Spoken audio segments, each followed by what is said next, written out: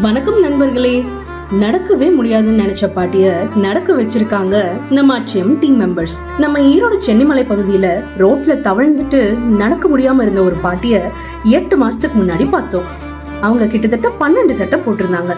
காலில் அடிபட்டு கட்டு போட்டு ரொம்ப நாள் ஆனனால இறுகியே போயிருச்சு. அவங்கள ரெஸ்கியூ பண்ணி அச்சயம் ஹோம்ல சேர்த்தோம். அப்புறம் அந்த கட்டெல்லாம் பிரிச்சு எடுத்து காயத்துக்கு மருந்து போட்டு குணப்படுத்தியாச்சு.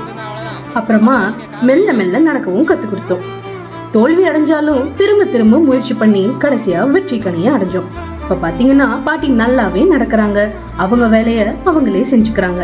இந்த மாதிரி பல வெற்றிகள் எங்களை மேலும் பலரை மீட்க ஊக்குவிக்குது.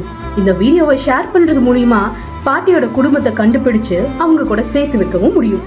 சோ மறக்காம ஷேர் பண்ணிருங்க. நன்றி.